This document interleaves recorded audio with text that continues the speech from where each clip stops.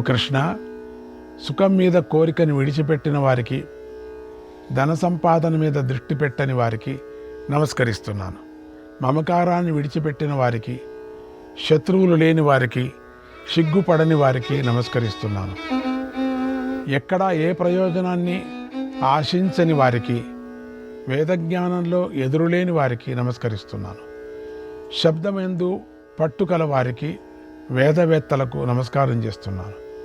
అహింసావ్రతాన్ని పాటిస్తున్న వారికి, సత్య ప్రతిజ్ఞను ఆచరిస్తున్న వారికి నమస్కరిస్తున్నాను.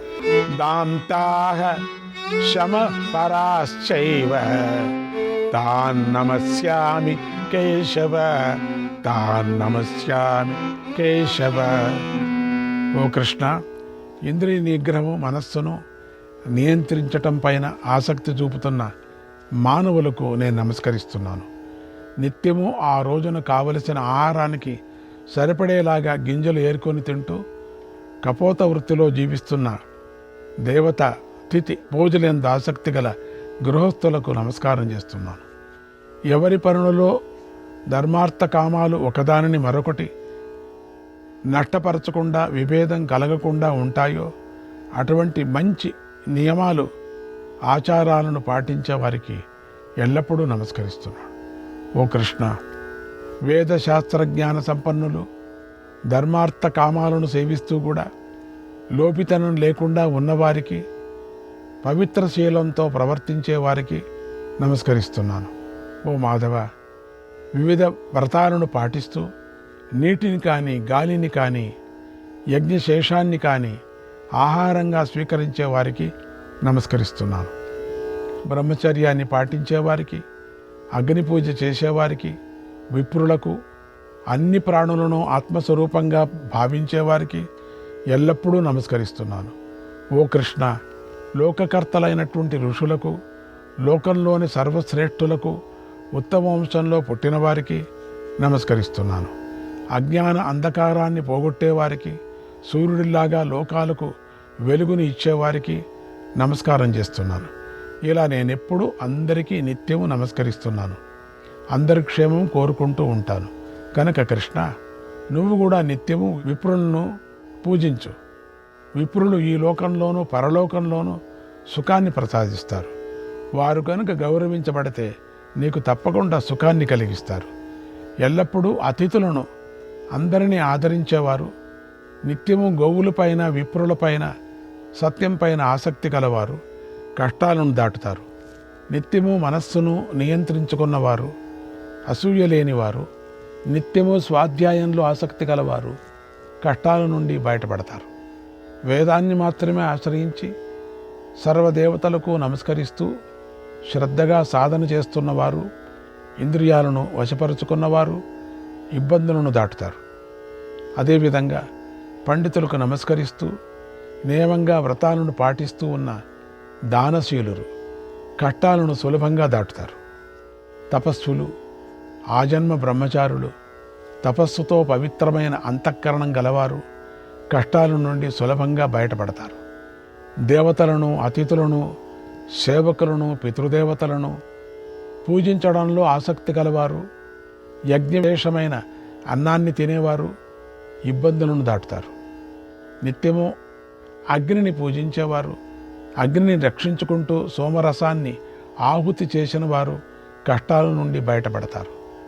ఎల్లప్పుడూ నీలాగా తల్లి, తండ్రి, గురువు మొదలైన వారి పట్ల శ్రద్ధాభక్తులలో ప్రవర్తిస్తున్నవారు కష్టాల నుండి తప్పించుకుంటారు అని నారదుడు శ్రీకృష్ణుడికి చెప్పాడు. కాబట్టి ఓ ధర్మరాజా, కనుక నువ్వు కూడా పితృదేవతలను, దేవతలను, విప్రులను, అతిథులను నిత్యము చక్కగా పూజించు. నీకిష్టమైన శుభాన్ని, లోకాన్ని పొందుతావు అన్నాడు భీష్ముడు. ఇష్టమైన లోకాన్ని పొందుతావు. శ్రీకృష్ణాయ పరమాత్మనే నమః. 32వ అధ్యాయం. ఈ అధ్యాయంలో రాజర్షి అయినటువంటి వృషదర్భుడి వృత్తాంతం చెప్పబడింది. ఇది శిబి చక్రవర్తి కథను పోలి ఉంటుంది కూడా. దీని సారాన్ని వెనుకటి పర్వాల్లో చాలాసార్లు మనం చెప్పుకున్నాం కూడా, జ్ఞాపకం చేసుకోండి. శ్రీకృష్ణాయ పరమాత్మనే నమః. 33, 34, 35, 36 అధ్యాయాలు. ఈ అధ్యాయాలలో విప్రుడి యొక్క ప్రాధాన్యత చెప్పబడింది. శ్రీకృష్ణాయ పరమాత్మనే నమః. 37వ అధ్యాయం. ధర్మరాజు భీష్ముణ్ణి ఇలా అడిగాడు, ఓ తాత, దానం పుచ్చుకోవటానికి ఎవరు యోగ్యుడు అని అడిగాడు. భీష్ముడు ఇలా చెప్పాడు, ఓ ధర్మరాజా, కొందరు ఏదో పనిపడి యాచిస్తారు, కొందరు మౌనవ్రతాన్ని ఆచరిస్తూ ఉంటారు. అందుచేత ఏ యాచకుడు ఏది కోరితే దాన్ని ఆ దాత ఇవ్వాలి. కానీ దాత తన మీద ఆధారపడిన సేవకులను, ఇతర జనులను బాధించకుండా దానం చేయాలి. సేవక వర్గాన్ని ఇబ్బంది పెడుతూ ఇతరులకు దానం చేస్తే దాత పతనం అవుతాడు. ఇలా ముందు వెనకాల ఆలోచించుకొని తాను పోషించవలసిన వారిని పీడించకుండా చేసిన దానం ఉత్తమమైనది. అప్పుడు అపరిచితుడికి కూడా దానం చేయవచ్చు. అతడు దానానికి యోగ్యుడే. చాలా కాలం సహవాసం చేసిన వాడైనా దానానికి యోగ్యుడే. దూర ప్రాంతం నుండి వచ్చిన వాడైనా దానం పుచ్చుకోవటానికి యోగ్యుడు అని పండితులు చెప్పారు అన్నాడు భీష్ముడు. ధర్మరాజు ఇలా అడిగాడు, ఓ పితామహ, ప్రాణులను బాధ పెట్టకుండా, ధర్మానికి బాధ కలిగించకుండా దానం చెయ్యాలి అని చక్కగా చెప్పావు. కానీ దాన యోగ్యతను ఎలా తెలుసుకోవాలి? ఎలాంటి వాడికి దానం చేస్తే పశ్చాత్తాపం కలగదు అని అడిగాడు. భీష్ముడు ఇలా చెప్పాడు, ఓ ధర్మరాజా, ఋత్వికులు, పురోహితులు, ఆచార్యులు, శిష్యులు, ఆత్మీయులు, బంధువులు, పండితులు, అసూయ లేని వారు అందరూ పూజ్యులు, గౌరవించదగిన వారు. వీరికి భిన్నంగా ఉండేవారు, భిన్నంగా ప్రవర్తించేవారు సత్కరించటానికి తగినవారు కాదు. కనుక నిత్యము మనస్సు పెట్టి దాన యోగ్యులను పరీక్షించాలి. వాటి గురించి చెబుతున్నాను విను. అక్రోధ సత్యవచనం, అక్రోధ సత్యవచనం, అహింసాదమ ఆర్జవం, అహింసాదమ ఆర్జవం, అద్రోహో నభిమానశ్చ, అద్రోహో నభిమానశ్చ, హ్రీస్తి తిక్షా దమశమక, యస్మిన్నేతాని దృశ్యంతే, యస్మిన్నేతాని దృశ్యంతే, నచా కార్యాణి భారత, నచా కార్యాణి భారత, స్వభావతో నివిష్టాని, స్వభావతో నివిష్టాని, తత్పాత్రం మానమర్హతి, తత్పాత్రం మానమర్హతి. ఓ రాజా, క్రోధం లేకపోవటం, ఎప్పుడూ సత్యాన్ని మాట్లాడటం, అహింస, ఇంద్రియ నిగ్రహం, నిజాయితీ, ద్రోహచింతన లేకపోవటం, అభిమానం అనే ఈ లక్షణాలు కలిగి ఉండాలి. సిగ్గు, సహనశీలం, ఇంద్రియాలను జయించటం, మనస్సును నిగ్రహించటం అనే ఈ లక్షణాలు సహజంగా కలిగి ఉండాలి. ఇలా ఉండి ధర్మ విరుద్ధమైన పనులను చెయ్యని వారు గౌరవించటానికి, సత్కరించటానికి యోగ్యులవుతారు. అలా ఉన్నవాడు చాలా కాలం సహవాసం చేసిన వాడైనా, సహవాసం అప్పుడే ఎక్కడి నుంచో వచ్చిన వాడైనా, పరిచితుడైనా అపరిచితుడైనా గౌరవించటానికి యోగ్యుడే. అప్రామాణ్యంచ వేదానాం, అప్రామాణ్యంచ వేదానాం, శాస్త్రాణాం చాపి లంఘనం, శాస్త్రాణాం చాపి లంఘనం, అవ్యవస్థా చ సర్వత్ర, అవ్యవస్థా చ సర్వత్ర, ఏతన్నాశ నమాత్మనః, ఏతన్నాశ నమాత్మనః. వేదాలు ప్రమాణాలు కావు అని భావించకూడదు. శాస్త్ర మర్యాదలను అతిక్రమించకూడదు. అన్నిటిలోనూ పద్ధతి లేకుండా ప్రవర్తించకూడదు. ఇవి ఆత్మనాశనానికి కారణాలు. వీటిని ఎల్లప్పుడూ గ్రహించాలి. రాజనీతి శాస్త్రం మీద, ఉపయోగం లేని తర్కశాస్త్రం మీద ఆసక్తి కలిగి ఉన్నవాడు మంచి సభలలో హేతువాదాలు చేస్తాడు. ఇలా విజయం సాధించేవాడు అంటరానివాడు అని తెలుసుకోవాలి. ఇది బాగా జ్ఞాపకం పెట్టుకోండి. తగిన విధంగా మాట్లాడని వాడిని ఆక్రోశిస్తూ, విప్రులతో అతిగా మాట్లాడేవాడిని, అందరినీ అనుమానించేవాడిని, మూఢుడిని, బాలుడిని, పరుషంగా మాట్లాడే వారందరినీ అంటరాని వారిగా భావించాలి. ఇంత శాస్త్రం చదివి ఒక భక్తి లేకపోతే మరి ఇంకేమని చెప్పాలా?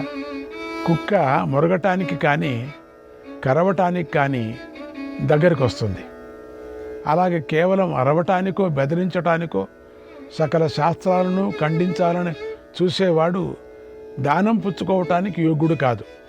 లోకయాత్రాచ ద్రష్టవ్యా ధర్మస్యాత్మ హితాని చ ఏవం నరో వర్తమానః శాశ్వతీర్వర్తతే సమాః. మనిషి లోక వ్యవహారాన్ని కూడా గమనించాలి.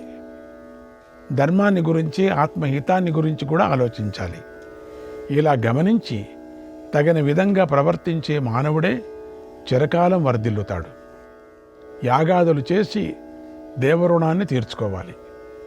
అధ్యయనం చేసి ఋషి రుణాన్ని తీర్చుకోవాలి. అధ్యయనం అంటే పారాయణాలు చేయటం కూడా అధ్యయనమే అవుతుంది. అన్ని పారాయణాలు చేయటం కూడా, మహాభారత పారాయణం చేయటం, భాగవత పారాయణం చేయటం కూడా అధ్యాయాలే అవుతాయి. జ్ఞాపకం పెట్టుకోండి. పుత్ర సంతానం కని పితృ రుణాన్ని తీర్చుకోవాలి. దానాదులు చేసి విప్రుల రుణాన్ని తీర్చుకోవాలి. ఆతిథ్యం ఇచ్చి అతిథి రుణాన్ని తీర్చుకోవాలి. ఇలా క్రమంగా పవిత్రంగాను వినయంగాను మంచి ప్రయత్నంతోనూ కర్మలను ఆచరించిన గృహస్థుడు ఎప్పుడూ కూడా ధర్మహీనుడు కాడు, పతనం కాడు అన్నాడు భీష్మ పితామహుడు. శ్రీకృష్ణాయ పరమాత్మనే నమః. 38వ అధ్యాయం. ధర్మరాజు భీష్ముడిని ఇలా అడిగాడు, ఓ రాజా, నేను శ్రీ స్వభావం గురించి తెలుసుకోవాలని అనుకుంటున్నాను. ఎందుకంటే దోషాలకు మూలం వారే అని నాకు అనిపిస్తుంది. వారు తేలిక మనస్సు కలవారు. బాగుంది, అందుకే వారి స్వభావం గురించి నాకు చెప్పు అని అడిగాడు. భీష్ముడు ఇలా చెప్పాడు, ఓ ధర్మరాజా, నువ్వు అడిగిన ఈ విషయంలో నారద మహర్షికి పంచచూడ అనేటువంటి అప్సరసకు మధ్య ఒక సంవాదం జరిగింది. దాన్ని చెబుతాను విను. అది అప్సరస, జ్ఞాపకం పెట్టుకోండి. నారదుడు మహర్షి, జ్ఞాపకం పెట్టుకోండి. ఆర్డినరీ మనకు పోల్చుకోవకండి మీరు. పూర్వం దేవఋషి అయినటువంటి దేవఋషి, జ్ఞాపకం పెట్టుకోండి. ఆయన నారద మహర్షి సర్వలోకాలలోనూ సంచరిస్తుండగా ఒకనాడు దారిలో బ్రహ్మలోకానికి చెందిన, జ్ఞాపకం పెట్టుకోండి, బ్రహ్మలోకానికి చెందిన పంచచూడ అనేటువంటి ఒక అందమైన అప్సరసను చూశాడు. జ్ఞాపకం పెట్టుకోండి. పక్కలో ఉండేది ఊరు అనుకోకూడదు మీరు. ఆమె నారదుడు ఇలా అడిగాడు, ఓ సుందరి, నా మనస్సులో ఒక సందేహం ఉంది, దాన్ని తీరుస్తావా అన్నాడు. అప్పుడు పంచచూడ, ఓ మునీంద్ర, సమాధానం చెప్పే యోగ్యత నాకుంటే నేను తప్పకుండా నీ సందేహాన్ని తీరుస్తానంది. అప్పుడు నారదుడు ఇలా అన్నాడు, ఓ కళ్యాణి, నీ నుండి నేను శ్రీ స్వభావాన్ని యథాతథంగా వినాలని కోరుకుంటున్నాను, చెబుతావా అని అడిగాడు. యుగాలకు సరిగా స్త్రీల మనస్సు కూడా మారిపోతుంటుంది, అది జ్ఞాపకం పెట్టుకోండి. ఆ మాటలు విని పంచచూడ ఇలా అంది, ఓ మునీంద్ర, భలే ప్రశ్న వేశారు, మంచి ఇబ్బంది పెట్టే ప్రశ్న వేసి నన్ను ఇరికించారు. స్త్రీనై ఉండి స్త్రీలను నిందించే ప్రశ్ననే అడిగారు. ఆహా, ఎంత బాగా, నన్నే అడిగారా? నాకు స్త్రీలను నిందించే శక్తి లేదు. ఓ మహర్షి, లోకంలో ఎలాంటి స్త్రీలు ఉన్నారో వారి స్వభావం ఎలా ఉంటుందో మీకు తెలుసు. ఇలా నన్ను మీరు ఇబ్బంది పెట్టకూడదు అంది. అప్పుడు ఆ దేవఋషి, సుందరి, నిజం చెప్పు, అబద్ధం చెబితే దోషం అంటుకుంటుంది, అది వేరే శాపం పెట్టాడు. నిజం చెబితే తప్పులేదు, దోషం అంటుకోదన్నాడు. ఇరకాటంలో పెట్టావే మహానుభావ నువ్వు.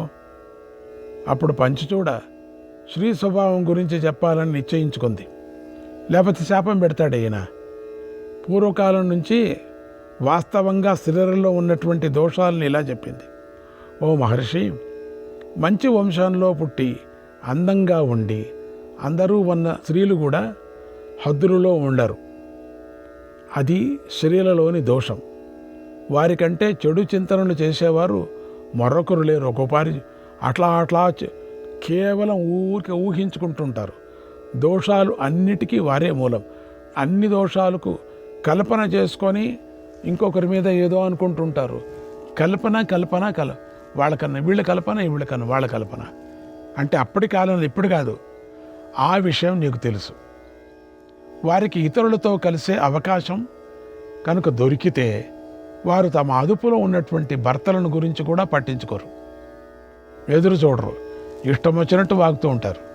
ఓ మహర్షి, మాలో ఇలా అధర్మం ఉంది, అధర్మం ఉంటుంది. అది ఏమిటంటే, పాపాత్ములైన పురుషులకు కూడా మేము సిగ్గును విడిచి సేవ చేస్తాం. పాపాత్ములైనటువంటి పురుషులకు కూడా సిగ్గు విడిచి సేవ చేస్తాం. తమను ఇష్టపడిన వాడిని, దగ్గరగా ఉన్న వాడిని, కొద్దిగా సేవ చేసిన వాడిని కోరతాం. అది వాస్తవమే కదా. అట్లా లేకపోతే ఎట్లా? ఇతరులు అడగనందువల్ల, ఇతరులు తమను కోరనందువల్ల, ఇంటి వారి భయం, బయటి వారి భయం వల్ల, భర్త దగ్గరే ఉన్నందువల్ల మాత్రమే అతివలు హద్దులలో ఉంటారు.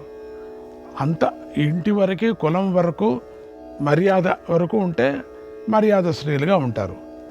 యువతులుగా ఉన్నవారు అందమైన ఆభరణాలు, వస్త్రాలను ధరించి స్వేచ్ఛగా తిరుగుతూ ఉంటే వారిని చూసి ఎందరో కుల స్త్రీలు కూడా అలాగే ఉండాలని కోరుకుంటూ ఉంటారు.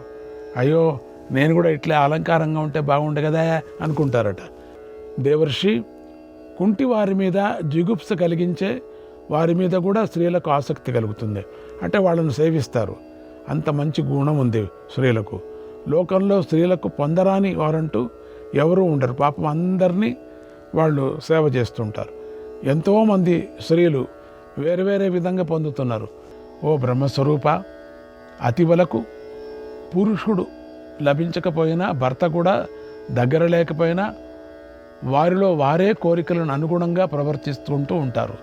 అంటే ఆ కోరికలు వాళ్లే ఏదో అనుకుంటూ, వాళ్లే ఏదో సంబడపడి పోతుంటారు. పురుషులు దొరకనందువల్ల, ఇతరుల జనుల పరజన భయం వల్ల, హత్య బంధించబడటం అనేటువంటి భయం వల్ల స్త్రీలు చాటుగా ఉంటారు కూడా. శ్రీకృష్ణాయ పరమాత్మనే నమః.